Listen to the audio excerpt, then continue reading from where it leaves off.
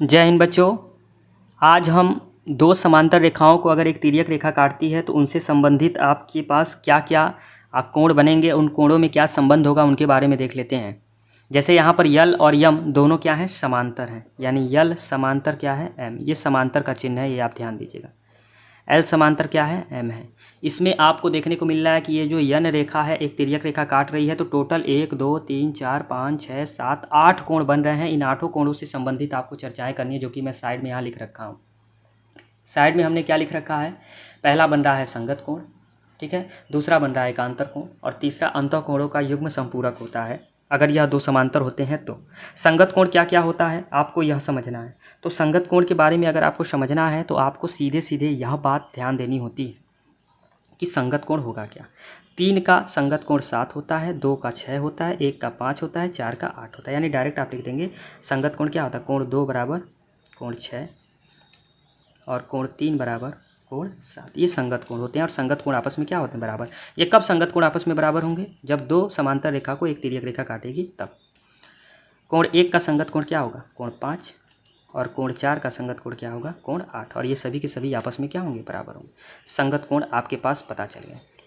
संगत कोण का एक छोटा सा मैं डायग्राम यहाँ बना देता हूँ, पता कैसे कर सकते हैं। जैसे जो तिर्यक रेखा है उसको अगर ऐसे काटती है ना, तो यही वाला संगत कोण होता है, ठीक है, या फिर ये वाला संगत कोण होता है। ये आकृति आप याद रखिएगा, ठीक है, या फिर ये वाला संगत कोण होता है और फिर ये वाला संगत कोण होता है। इसी को संगत कोण कहते हैं। तो ये डायग्राम अगर आप याद रखेंगे तो आपके दिमाग में फिट हो जाएगा। अगला क्या कह रहा है, एकांतर कोण। तो एकांतर कोण के बारे में देख लेते हैं। एकांतर कोण क्या होता है, एकांतर कोण जो होता है ना, ये 3, ये यहाँ पे भी मैं एक छोटा सा शेप अगर बना दूँ तो शायद आप क्लियर हो पाएंगे। ये दो समांतर रेखा को एक तिर्यक रेखा काटती है, तो यहाँ पे ऐसे या तो ये बनेगा या फिर ये बनेगा। ये फ वाला शेप बनता है, ये वाला याद रखिए, ये नहीं है, ये फ वाला, यानी या तो आपको यह मिलेगा या तो आपको यह मिलेगा। इस तरह से फ वाला शेप आपको मिलता है।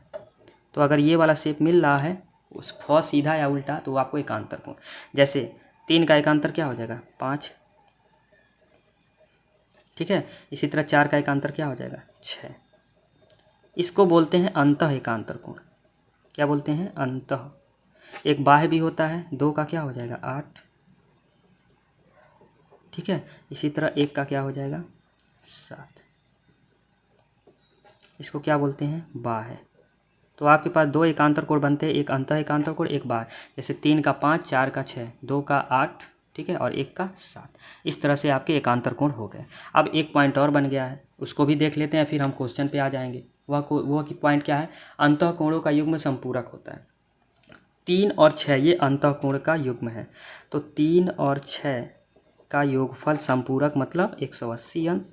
इसी तरह 4 और 5, 4 और 5 का योगफल भी क्या बनाता है, अंतःकोणों का युग्म बनाता है, यानी संपूरक होता है 180 अंश। ये घटनाएं तब घटित होंगी जब दो समांतर रेखा को एक तिर्यक रेखा काटेगी तब। अब हम आ जाते हैं क्वेश्चन पे, यानी प्रश्नावली 6.1 में पहला क्वेश्चन देखते हैं। अब प्रश्नावली 6.2 में पहला क्वेश्चन बहुत अच्छा क्वेश्चन है। यहाँ पर आपको तरीका हमने बताया था कि आपको 4 पॉइंट लिखने ही लिखने हैं। पहला पॉइंट आपका होता है दिया है, दूसरा आपको दिखाना है मतलब सिद्ध करना है, सिद्ध करना है। तीसरा पॉइंट आपका रचना, फिगर दिया है तो रचना तो बनाएंगे नहीं। और चौथा पॉइंट आपकी हो जाती है उपपत्ति, यानी जो आपको प्रूफ करना होता है। फटाफट दिया है में क्या लिख सकते हैं, दिया है में यह वाला एंगल दिया है ए बी सी डी, इसको मान लेते हैं ई और इसको मान लेते हैं एफ। तो मान लेते हैं ए, यहाँ मान लेते हैं पी और ये मान लेते हैं क्यू।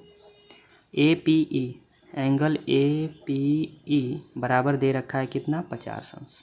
बस दिया है में यही है। पूछा क्या है, ए बी समांतर सी डी।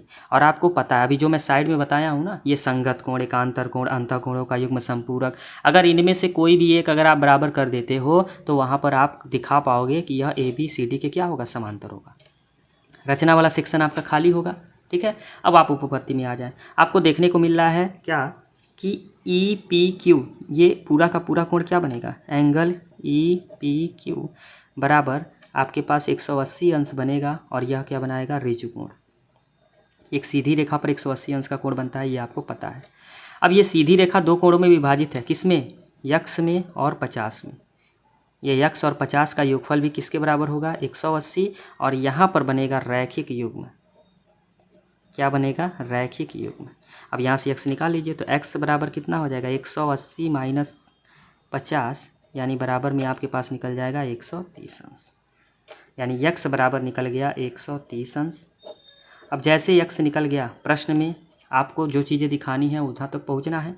ये दोनों आप देखिए बराबर होंगे, y बराबर 130 अंश होगा, ये सीधे सीधे दिख रहा है। क्यों, कारण में लिख दीजिएगा शीर्षाभिमुख कोण। शीर्षाभिमुख कोण, शीर्षाभिमुख कोण आपको पता है कि जब दो रेखाएं एक दूसरे को काटती हैं तो अपोजिट वाले एंगल बराबर होते हैं, शीर्षाभिमुख कोण। अब x और y का प्लेस देखिए, ये फ वाला आकृति बन रहा है कि नहीं, तो ये दोनों फ वाली आकृति क्या बनते हैं एकांतर कोण। लिखेंगे कोण x बराबर कोण y है, और ये क्या बनाते हैं एकांतर कोण। और एकांतर कोण कब होते हैं, जब दोनों रेखाएं समांतर होती हैं, यानी लिख देंगे अतः AB समांतर CD होगा। तो जब समांतर होगा तो यही तो प्रूव्ड करना था, यहाँ लिख देंगे हैंस प्रूव्ड। बस यही आपका आंसर हो गया, यही आपको प्रूव्ड करना था। बहुत गजब का क्वेश्चन था ये, इसको आप नोट कर लें। अब हम क्वेश्चन नंबर सेकेंड देखेंगे। क्वेश्चन नंबर सेकेंड देखिए, तरीका आपका वही रहेगा, पॉइंट वही लिखना है, दिया है। अब यहाँ देखिए ज्ञात करना है, तो यहाँ सिद्ध करना है नहीं लिखेंगे, लिखेंगे ज्ञात करना है, ज्ञात करना है। अगला पॉइंट आपका हो जाएगा रचना, और फिर उसके बाद अगला पॉइंट आपका हो जाएगा उपपत्ति। फटाफट लिख देते हैं। दिया है हमें बहुत सारी चीज़ें दिया है, AB समांतर CD है, CD समांतर EF है, और Y अनुपात Z भी दे रखा है 3:7, और ज्ञात क्या करना है यक्स आपको बताना है। ये आपका खाली हो जाएगा। अब आ जाइए, जो अनुपात दिया है वहीं से शुरू कर देते हैं। कह रहा है y अनुपात z बराबर 3:7, ये दिया है। और आपको पता है जब यह दिया है तो आप श्योर हो जाइए, मान लीजिए यक्स कुछ भी लगा के, माना y बराबर 3, y का 3 भाग है ना, 3 के साथ a लगा दीजिए, तो z बराबर 7 भाग है तो 7 के साथ a, तो y z निकल गया। आपको पता है, क्या पता है, चीज़ें पता है। कौन सी चीज़ें पता हैं, अब ये चीज़ें समझिएगा कि AB समांतर है CD और CD समांतर है EF, यह दिया है। और जब दिया है तो यह कॉन्सेप्ट पता है कि इन कोणों का योगफल कितना होगा 180 अंश, तो x प्लस वाई बराबर होगा 180 अंश। यह क्या बना रहे हैं, अंतः युग्म कोण, अंतः कोणों का युग्म बन रहा है, अंतः कोणों का युग्म संपूरक बन रहा है। संपूरक होता है जब समांतर होंगे तो x आपका नहीं पता है, और y आपका 3a है बराबर 180। इसी को बस आप लेके चलिए फर्स्ट, क्योंकि और चीज़ें नहीं क्लियर हो पा रही। ठीक है, अब आगे देखते हैं। ये z है तो यह आपका, ये y है तो यह भी आपका y होगा, ये वाला एंगल। ठीक है, क्योंकि कौन सा संगत कोण बनाएंगे, तो लिखेंगे y अंश बराबर होगा एंगल ETS के, ये वाले एंगल के। कौन सा कोण बना रहे हैं, सम्मुख कोण, सम्मुख कोण। अब सम्मुख कोण बना लिए, थोड़ा सा मैं ऊपर कर दूं। सम्मुख कोण जब बना लिए तो फटाफट देख लीजिए, जब ये भी आपका कितना हो गया y, और ये दोनों कोणों का योगफल 180 अंश रैखिक युग्म, तो y अंश प्लस z अंश बराबर होगा 180 अंश। ये बनाएंगे रैखिक युग्म, रैखिक युग्म बना रहे हैं। अब आपको पता है y अंश कितना है 3a, और z अंश कितना है 7a बराबर 180, तो 7 3 10a बराबर 180, 0 से 0 कट गया, तो a बराबर आपका निकल जाएगा 18 अंश। और जैसे आपका a निकल गया तो x y और z निकाल लीजिए, तो y बराबर कितना हो जाएगा 3a, यानी 3 गुणे 18, यानी बराबर का निकल जाएगा 18 तियाँ 18 तियाँ 54, तो y निकल गया आपका 54 अंश। y कितना निकल गया 54। इसी तरह z निकाल लीजिए, z बराबर 7a है, यानी 7 गुणे 18। अब यहाँ z बराबर कितना, 7/56 को 6 हासिल 5, 7 एकम 7 5 12 126। अब जैसे y और z निकल गया समीकरण 1 में, x निकालना था। समीकरण 1 में y किसका मान रख देंगे, y का मान, तो समीकरण 1 में y का मान रखने पर, तो समीकरण 1 में y का मान रखेंगे तो समीकरण 1 आपका क्या था, x प्लस वाई, y की जगह 54 आ जाएगा बराबर में 180, तो x बराबर 180 माइनस का 54, बराबर में कितना हो जाएगा 126 अंश, यही आपका क्या हो जाएगा आंसर हो जाएगा। बहुत अच्छा और गजब का क्वेश्चन था। अब हम क्वेश्चन नंबर 3 देखेंगे। क्वेश्चन नंबर 3 आप इसको इम्पॉर्टेंट लगा के रखेंगे क्योंकि यह हाफ ईयरली एनुअल एग्जाम में बार बार पूछा जाता है यह क्वेश्चन। अब इसमें आपको करना क्या है, पॉइंट आपका वही रहेगा, दिया है। अब यहाँ देखिएगा ज्ञात करने वाली बात है तो लिखेंगे ज्ञात करना है, बहुत सारे एंगल ज्ञात करने हैं। फिर लिखेंगे रचना और फिर आपके पास लास्ट में आ जाएगा उपपत्ति। अब फटाफट आप लेके चलेंगे। दिया है हमें बस एक ही चीज़, क्या कि GED 126 अंश है, और भी दिया है 2 चीज़ें कि AB समांतर है CD के और EF लंब है किस पर, CD पर। ठीक है, 2 चीज़ दिया है। ज्ञात करना है आपको 3 कोण, AGE कितना होगा, GEF कितना होगा और FGE कितना होगा, ये याद करना है। ये आपका खाली हो जाएगा। अब आ जाइए AGE ये वाला कोण आपसे पूछा है। ठीक है, GEF ये वाला कोण आपसे पूछा है। ठीक है, और क्या पूछा है, FGE ये वाला कोण आपसे पूछा है। फटाफट निकाल लेते हैं। एंगल यहाँ लिखेंगे क्या, जो दिया है EF लंब है CD पर, ये जो EF है यह CD पर लंब है, 90 अंश बना रहा था ये, और ये दोनों क्या होंगे, एकांतर बनेंगे। तो एंगल FED बराबर होगा एंगल क्या, GFE के। एकांतर कोण बनाएंगे, एकांतर कोण। अब यहाँ पर ये वाला एंगल 90 दिया है तो GFE बराबर आपके पास 90 अंश हो जाएगा। इसको समीकरण 1 मान लीजिए, क्योंकि ये 90 है तो ये भी आपका 90 हो गया।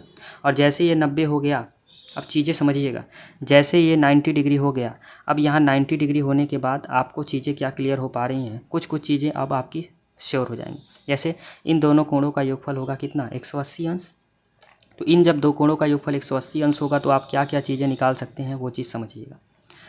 पॉइंट बाय पॉइंट आप चीज़ों को समझते जाएंगे तो सारी चीज़ें आपकी आंसर में आ जाएंगी।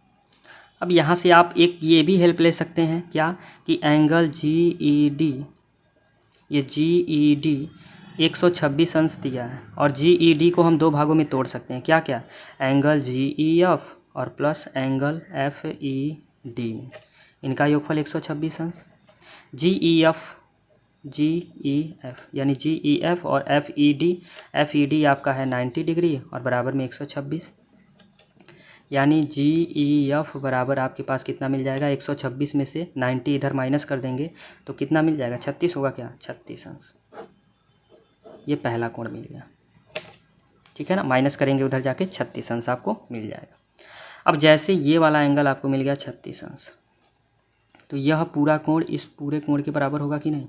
या 2 रेखा है, एक तिर्यक रेखा काट रही थी, एकांतर कोण, यानी एंगल AGE बराबर होगा एंगल GED के। ठीक है, और एंगल AGE बराबर GED 126 दिया है तो बस एंगल AGE तुरंत फटाफट निकल गया। एकांतर कोण बना रहे हैं, ये क्या बना रहे थे, एकांतर कोण। एकांतर कोण आपस में बराबर होंगे ही। ठीक है, ये पूरा का पूरा कोण इस कोण के क्या होगा, बराबर। अब जब ये दोनों कोण ये रैखिक युग्म बनाएंगे तो एंगल AGE प्लस का एंगल जो तीसरा पूछा है FGE बराबर बना रहे हैं 180 अंश। इसी को क्या बोलेंगे, रैखिक युग्म। रैखिक युग्म बना रहे हैं, बस फटाफट इसको यूज कर लीजिए, आपका तीसरा रिजल्ट भी आ जाएगा। AGE आपको पता चल गया कितना, 126, और ये लास्ट एक एंगल और बचा है FGE, यही निकालना है, बाकी सब निकाल ही लिए हैं। तो एंगल FGE बराबर 180, 126 उधर जाके माइनस होगा तो बचेगा कितना, 54। इस तरह से आपका यह भी एंगल निकल गया। इस तरह से आप तीनों एंगल निकाल देंगे, यही आपका आंसर हो जाएगा। तो ये हमने आपको पहला, दूसरा, तीसरा क्वेश्चन प्रश्नावली 6.2 में बताया है। 3 क्वेश्चन और बचा है, उसे हम नेक्स्ट लेक्चर में कवर कर देंगे। आपको करना क्या है, क्लास 9th में पढ़ने वाले जो भी आपके मैथ के सहपाठी हैं उन तक आप ये वीडियो पहुँचाइए ताकि वह भी इस वीडियो का लाभ उठा पाएँ। धन्यवाद।